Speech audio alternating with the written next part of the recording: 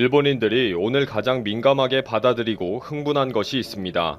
일본 총무상이 마이넘버와 개인 계좌를 의무적으로 연결하는 법을 만들겠다고 했기 때문입니다. 통장에 돈을 넣어두고 도장을 들고 가서 돈을 찾는 것이 일상인 일본인들에게 청천벽력 같은 소식입니다. 내 통장 계좌가 뭐 어떻게 된다고 들리기 때문입니다. 병적으로 내 통장, 내 도장에 집착하는 일본인들이 지금 난리가 났습니다. 일본인들의 현금 사랑과 통장과 도장 집착은 엄청납니다. 일본인들의 지나친 현금 사랑은 신용카드나 모바일 결제 등의 디지털화 작업에 결정적인 장애물일 정도입니다. 이미 일본 은행들은 전자결제 시스템을 위해 500억 달러, 한화 약 60조 원을 투자해 플랫폼 구축 프로젝트를 진행 중입니다. 민간 기업들도 엄청난 금액을 투자해서 핀테크 등 미래 금융에 집중하고 있습니다.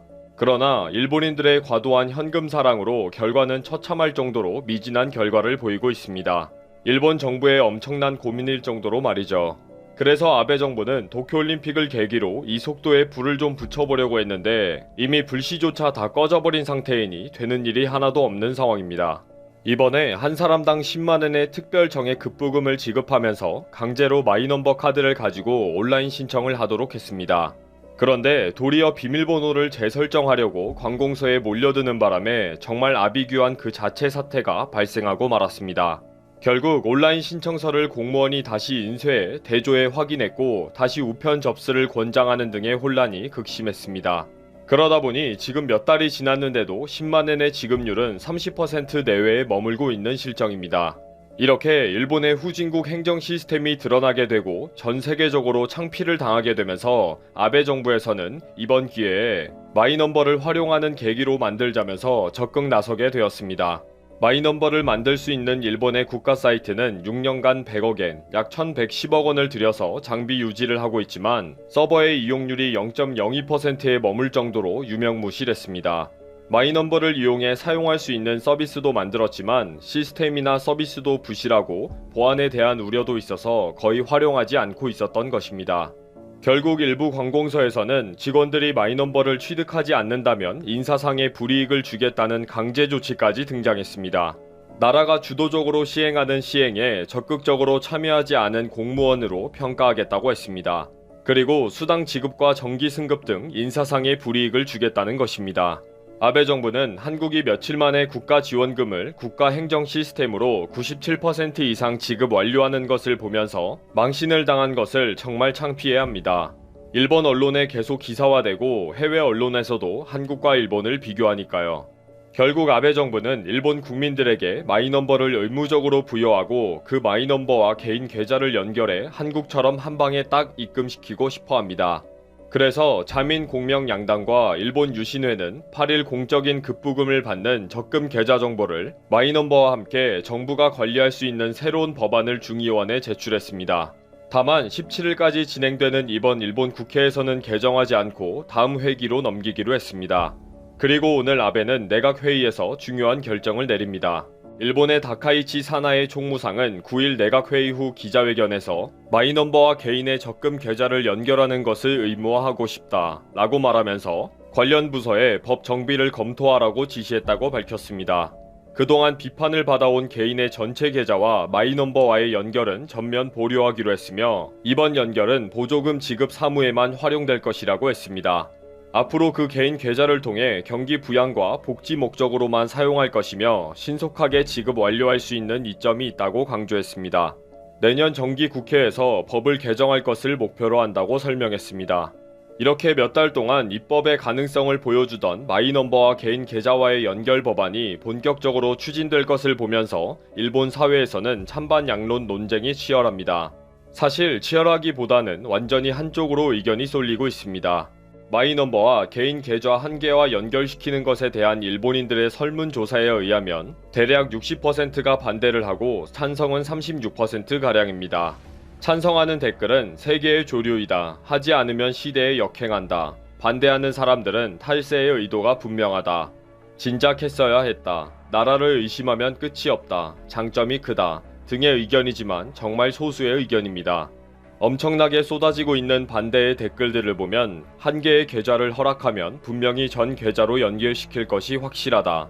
앞으로는 거의 기회가 없을 급부금 지급보다는 정부에 떼일 입출금이 줄줄이 압도적으로 늘어날 것이다. 결국 개인의 자산이 정부에 장악돼서 좋은 것은 1도 없다. 급부금을 계속적으로 지급할 것도 아니기 때문에 아무 쓸데없는 법이라고 생각한다. 연말 정산 때는 노동자들은 급여 지급 시에 주면 되고 일하지 않는 사람은 지자체에서 주면 된다. 길게 이야기할 것도 없다. 나는 아베 정부를 못 믿겠다. 한 개만 등록해 놓으면 나중에 변경 절차가 더 복잡하다. 그래서 분명히 전체 계좌로 하자고 할 것이다. 수작 부리지 말아라. C19로 혼잡할 때에 개인정보를 수집하지 말아라. 결국 감시사회로 귀속시키려는 것이다. 지금처럼 취약한 관리 방법에서 어느 순간 내 계좌는 금방 털릴 것이다. 강제로 마이넘버 만들고 계좌로 연결하면 뭐하나. 사용할 줄도 모르고 사용하지도 않을 것이다. 국민들의 불신감 해결이 없으면 마이넘버 제도의 성공은 없다. 이 아베 정권을 믿을 수가 있나. 기록을 남기지도 않고 폐기하고 자기 마음대로 하는 정권인데 태연하게 전계좌로 바꾸고 말 것이다. 앞으로 급부금을 한 달에 한 번씩 계속 지급해주나? 그러면 찬성하마. 알았으니까 10만엔이라도 빨리 보내라. 뭐 난리도 이만저만이 아닙니다. 이 법안은 쉽게 입법화되기도 힘들 것 같고 설사 입법이 된다고 하더라도 제대로 시행이 되기도 어려울 것 같습니다.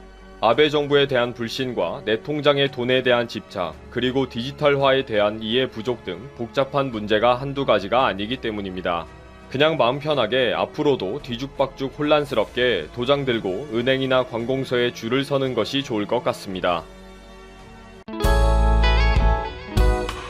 한국과 이스라엘은 모두 높은 교육열과 혁신 정신을 가지고 있고 우월성을 추구하며 민주주의와 법치수호라는 가치를 공유하고 있다. 한국은 이 모든 것을 바탕으로 한강의 기적을 만들어냈고 이스라엘은 세계 최고의 스타트업 국가가 됐다. 이스라엘의 레우벤 리블린 대통령의 발언입니다. 이스라엘은 인구 888만 명에 면적은 한국의 5분의 1, 레바논, 시리아, 요르단, 이집트, 팔레스타인과 국경을 마주해 아직도 전쟁이 진행형인 국가이지만 현재 이스라엘이 전 세계에 미치는 영향력은 상상을 초월하고 있습니다. 연일 국제 질서를 무시하는 충격적인 발표를 쉴 새 없이 쏟아내고 있는 도널드 트럼프, 미국 대통령조차 예루살렘 선언을 통해 파격적인 친이스라엘 정책을 발표하며 이스라엘을 감싸고 있는데요. 이처럼 세계 최강국들을 상대로도 이스라엘이 슈퍼캅처럼 행동할 수 있는 이유는 여러 가지가 있는데 그 중에서 핵심은 두 가지입니다. 첫 번째, 막강한 군사력. 국가 R&D 예산 중 약 30%를 군사 분야에 사용하고 있는데 이는 독일의 15배, 미국의 2배에 육박하는 수준입니다. 고도의 기술력을 통해 세계 최초로 국경 경계 임무에 무인 전력을 투입하였고 세계 드론 시장의 60%를 이스라엘이 장악하고 있는 만큼 무인기 시장에서 독보적인 파워를 행사하고 있습니다. 한국도 서처라는 무인 정찰기를 이스라엘로부터 도입한 바 있죠. 게다가 최근에 개발에 성공해 전 세계를 놀래킨 로라는 사거리가 최대 430km에 육박하지만 탄착 오차는 10m에 불과한 것으로 알려졌습니다.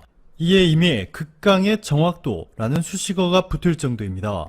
그리고 두 번째가 바로 이스라엘의 자본력과 정치적 파워죠. 미국에 거주하는 유대인은 680만 명으로 미국 전체 인구의 2%에 불과하지만 미국에서 3,500개에 달하는 유대인 로비 단체는 미국 정치판을 완전히 손에 쥐고 자유자재로 들었다 놨다 하고 있습니다. 지난 2006년 워싱턴 포스트의 보도에 따르면 유대인 로비 단체가 미국 민주당 자금의 60%, 공화당 자금의 25%를 담당하고 있는 것으로 알려져 전 세계를 충격에 빠지게 만들었습니다. 전 세계 모든 이들이 알고 있는 미국의 메이저 언론사 뉴욕타임스, 월스트리트 저널, 그리고 폭스뉴스, ABC, CBS 등도 모두 유대인이 설립했거나 유대인 자본이 소유한 회사들입니다. 특히 월스트리트 저널을 소유한 유대계 루퍼트 머독과 뉴욕타임스를 소유하고 있는 설즈버거 가문의 영향력은 정말 유명하죠.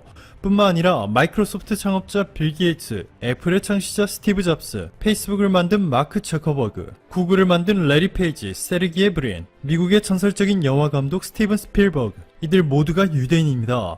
세계 최강국이라 불리는 미국조차 이스라엘에 꼼짝 못하는 것이 전혀 이상하지 않은 상황이죠. 이뿐만이 아니라 이스라엘 경제를 움직이는 핵심이 바로 스타트업입니다. 신생 기업들을 스타트업이라 부르고 있는데 이스라엘 스타트업은 무려 7,600개로 1인당 창업 비율이 전 세계 1위입니다. 노벨상 수상자를 무려 12명이나 배출한 이스라엘에서 스타트업은 흔해 빠진 신생 기업들과는 차원이 다릅니다. 18조 4천억 원의 마이크로소프트에 매각된 모비라이를 비롯해서 미국 회사 IFF에 8조 4천억 원에 인수된 프루타룸 등 혁신적인 기술력을 바탕으로 M&A 스케일이 상상을 초월하고 있습니다. 자, 그런데 이렇게 막강한 파워를 지니고 있는 이스라엘을 상대로 지난해 8월 한국이 아시아 최초로 FTA를 타결하는 데 성공하면서 아시아에서는 지각 변동이 일어나고 있습니다. 일본과 대만 등 그동안 아시아 국가들이 실패한 이스라엘과의 FTA, 심지어 FTA 조건도 한국에 유리하게 설정되었습니다. 한국은 해마다 이스라엘로부터 3천억 원에 육박하는 무역 흑자를 기록하고 있는데 그 중에서 절대적인 비중을 담당하고 있는 자동차의 관세가 FTA를 통해 기존 7%에서 0%로 사라졌을 뿐만 아니라 한국에서 수출하는 모든 제품에 이스라엘은 관세를 완전히 없애겠다는 파격적인 FTA를 맺게 되었습니다.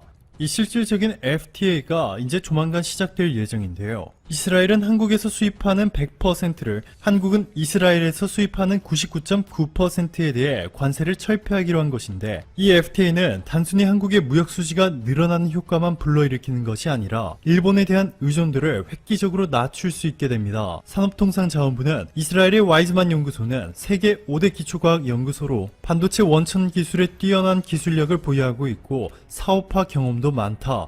중장기적으로 일본의 수출 규제에 맞서 대한 수입처가 될 수 있을 것으로 기대한다 전했습니다. 실제로 이미 지난해 전년 대비 반도체 제조용 장비 수출 규모가 무려 147%나 증가했고 무선통신기기도 78.2% 증가하는 등 벌써부터 한국과 이스라엘의 협력 관계가 눈부신 결과를 보여주고 있습니다. 이뿐만이 아닙니다. 최근에는 이스라엘의 대표적인 스타트업 투자회사 요즈마 그룹이 한국에 대한 투자를 대폭 확대할 것이라는 깜짝 발표를 했습니다.